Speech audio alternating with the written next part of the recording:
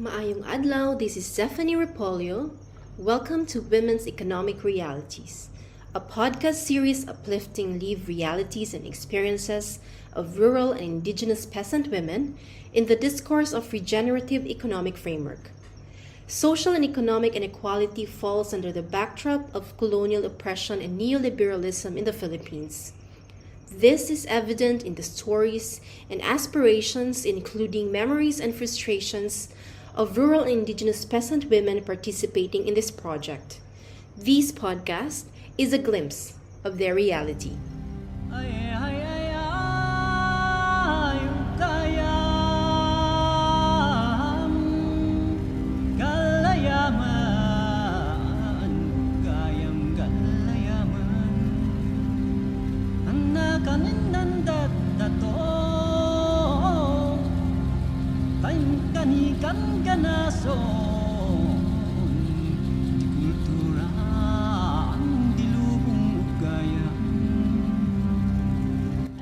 Para sa inyo ang What is a quality life for you, your family, and your community?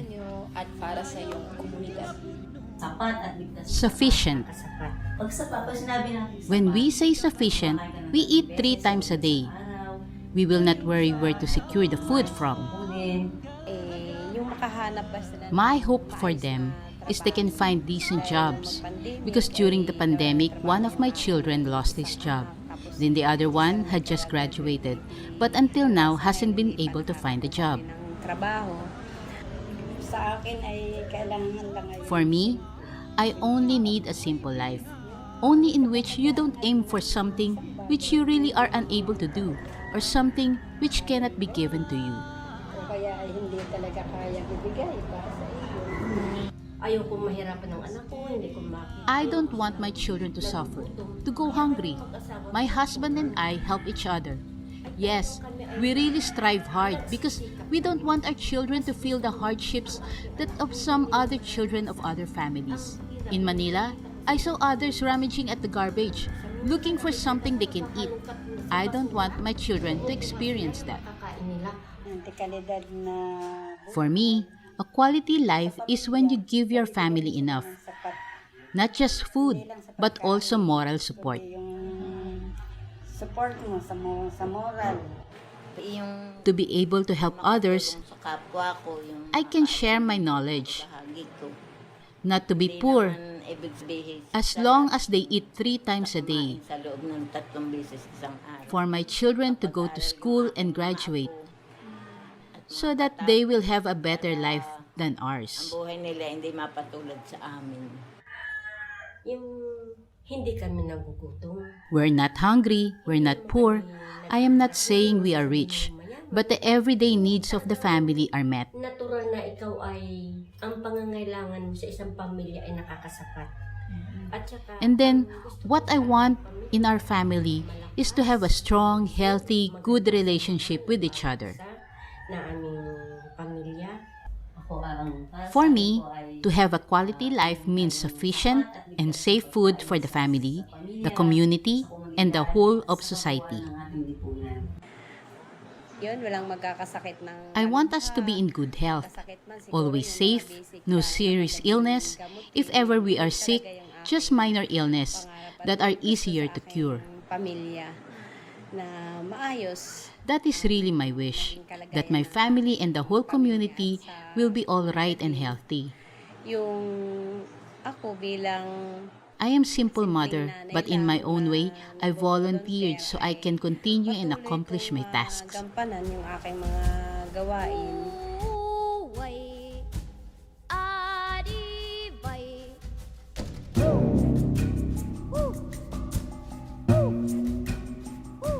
What is your aspirations in life? Wow! Lahat ng tinatanong ko dito talagang malakas ang tawa. Why do I still have a dream in life?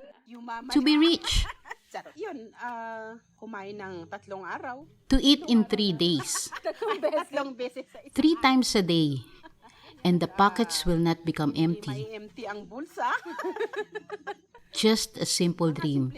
Not that I aspire to be rich, At least there is a decent place to live, a comfortable life, and children can go to school. Makapag-aral ang mga anak. She wants to get rich so she can help her relatives. In our Lord's will, it would be to help others. To finish school. My dream is to send my children to school. Hopefully, the children will be able to go to school, not to be hungry. Very simple, to be able to eat 3 times a day, and my children can go to school. They will be the ones responsible for uplifting their lives. Her dream is for her grandchildren to graduate from school because she and her children were not able to finish school because of poverty. So hopefully, his grandchildren will be able to finish their studies. Ayun pong yung umigi ang buhay. Kung magsabihin na To have a better life. hirap na nga. Life is really hard. I want to ease our lives, a lifestyle, to have a good income. Our children will have a good job. That is my dream. Eventually, they can also help us. Sila ay makatulong din sa amin. I am not aiming to be rich, just a simple wish. Even if they say there is gold buried under a place, I will dig it, not for me, but to give it to my children so they become rich. I am content with my life. Pangarap ko sa buhay. Sana sa panahon ng aking mga anak at apo, ay My wish in life, nasa hopefully, twilight na in time of my children and grandchildren, sana yung because we are now in our twilight years, they will inherit something. sana ang mga The young people and future grandchildren and their children, it will be that they understand and continue what my generation did not finish. That's it. They need to continue. itong mga kung ano yung mga hindi matatapos sa aming henerasyon ay pagpatuloy pa rin nila. Kasi yun nga, continue. Pagpapatuloy sana nitong pre-education. Continuing the pre-education for the people, Lalo itong mga especially with the youth. wala na eh. The way of life now is different. But even then, even if the way of life is different, Iba na yung pagtakbo ng buhay. they should look at it, look back and glean lessons from there. At pupulutin yung mga There is hope. we can still meron tayong hope. Nagapukamis na nangako ay bili Iling kabunyan na yadun maapi Tubig at apoy mangipig sa sipugaw Tawadan ipig sa ni mensulibaw What is the present status of your livelihood? Mabuti naman, ma'am. It is quite good, ma'am. Kung sa pamumuhay, medyo But in terms of livelihood, tagilid it's a little bit uncertain these days because life is hard and then there is no stable job. walang stable na trabaho, ganyan. I am a mother. It is like resting is forbidden. Because even if I am a woman, I take responsibility. I strive hard. Even if my husband is sick after having a stroke, I work hard like a man. Ako ang nagsisikap para akong lalaki. Ang Muslim pamumuhay. Mostly, our livelihood here is as workers, laborers, for example, in construction, farmers. So mga kababaihan dito, It is not only men who work here as laborers. Women also work as laborers. Others are doing construction jobs. There are women laborers, farmers. Other women go to Baguio and work in construction. In Mines View, as sales ladies. Farming is our life. But it is not always enough. Some must go to Manila and work in construction because farming does not bring enough income. Some of our neighbors have coconut lands to harvest, and that is why it is okay for them to stay there. Newlyweds, newly married couples are usually not yet that stable in life. You really must work hard to raise your children and send them to school. Kailangan mo pang magtrabaho talaga na nagpapalaki pala ang anak tapos magpapaaral. Parang ganun naman kasi. It's like that, ma'am. We used to eat sweet potatoes and at least now it's rice. There is rice. You can now cook hot dogs. You eat rice.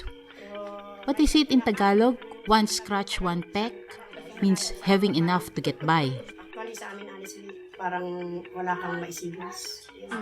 Pero punta lahat sa kain ng mga anak, pagtaas ng presyo. Prices are so high. Even the transportation fares have increased and the cost of the basic needs have increased. If you want to go to Baguio, the public transportation is not there anymore. It is like the public transportation plying the routes are now few. Parang nabawasan na yung namamasada.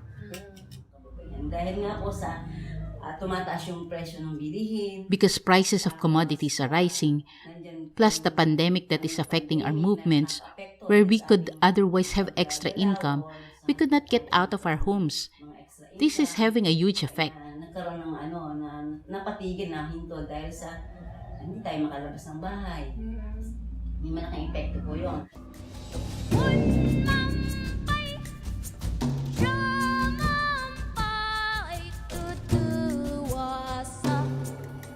Naapekta na ng mga trabaho namin dito. Our work is also affected here. Mining is our livelihood, but mining is already banned. Bawal na. May stoppage order din sa mining.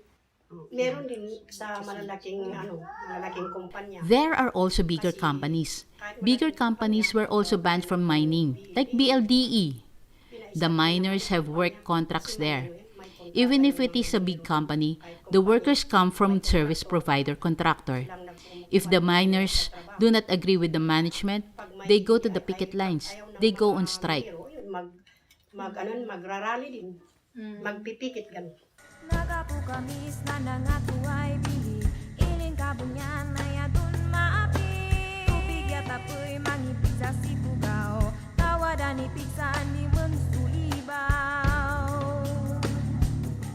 Lumaki siya dito sa Minahan. She grew up here in the mines, so she presumes because she is now 51 years old, her parents ever since until now have been working at the mines. Trabaho pa rin sila sa Minahan. Currently, it is difficult because it is now the rainy season. The SSM cannot go to their usok or mining sites.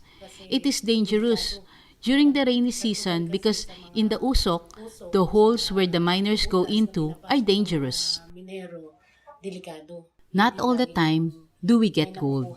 We are not always lucky. Hindi laging swerte. Sometimes we get a higher content, sometimes none. Wala din. Kung may If you can get something, at least you can buy appliances, house equipment that gives you some comfort. yung mga But it is not always the case that you get gold from the mine. hindi laging may nakukuha ka doon sa Minahan. The women here, for sure, cannot rise or elevate themselves. The women should be given opportunities to work because we really cannot move. The work here is mostly mining. The women should be given some livelihood because not all of us can work in the mines. That is why they go to Baguio. Kaming mga babae kasi may kasama kaming mga bata. At least kung sa pag may Women here are always with children. example sa pananahi, At least if there is a program, for example, sewing, we can bring along our children where they can play while we are working. wala kaming pang punan. Farming is also possible, but we do not have money as starting capital for gardening. If you are gardening, you need an investment or a capital to buy seedlings. Seedlings are very expensive. Our husband's earnings goes to food and daily needs. So if we don't have a job, we are dependent on our husband's salary. Trabaho, If only there is something that can be given, even just a few days of work. po sanang pwedeng ibigay kahit mga ilang araw lang na trabaho para sa mga babae. I wish I could do weaving so that the children can go to school. Pag-aral ang mga anak ganun sana. Kaya lahat ng mga Everyone here, every family here are mostly receiving 4-piece. Noon, kahit walang pera, pero lahat Before, nakukuha mo even yung if we had no mga money, sa we were able to have tanim, everything, pag-ano. all of our food by Pero ngayon, planting. may pera naman, Now, pero there is sa, money, but the prices of mataas commodities na are high, so useless. bilihin. Useless not Wala like din before. walang- You have no money, hindi katulad you can nung have naman, everything you wala need kang by pera, farming. Pero lahat ng kailangan mo, nakukuha mo sa pagpa-farm. Intayo nagkaykay sa kakabsat, dito'y Cordillera. Busis iti ama, madengeg kuma. Ako'y nasa masipag na nagkasama sa pagtatanim. I am a volunteer of Masipag. Together with some women, we plant a vegetable organic production project. Ko naman ay I am a farmer trainer of Masipag and applied some of the things I learned from our projects. Starting ng aming proyekto. Panay pa rin naman yung mga seminar. I always join the seminars for additional knowledge. Kaalaman. Pangarap ko po ay magkaroon talaga. For me, my dream is a better way of life, which means having my own land to farm and toil, not only for me, but for other farmers as well. Because I believe when the agriculture prospers, it is the key to freedom from hunger for the Filipino people. ang sambayan ng Pilipino. Siyempre, ang pinapangarap ko, What I wish for is, since I grew up in the mining community, that the indigenous people will own 100% of the land for free, so that they will not be worried, because the landowners of Itugon are on the side of the Benguet Corporation. ang Benguet Corporation, The danger is on the land, the livelihood, since small-scale mining is declared illegal. There are so many threats, and I wish for Benguet is that big mining projects will stay away, especially from the mining communities, that they should not be that greedy as what the government agencies are doing.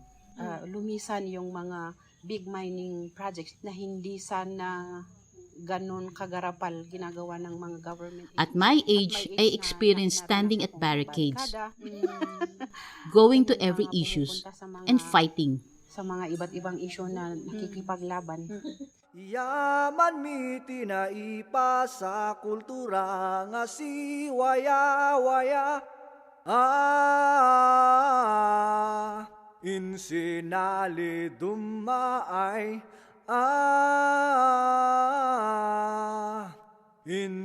Insinali dumaay. Is there hope? Do we still have hope? As long as we live, there is hope. While there is life, there is hope. If you have 10 fingers, you can do it. Even the Maya bird survives. How much more for us humans who have minds to think?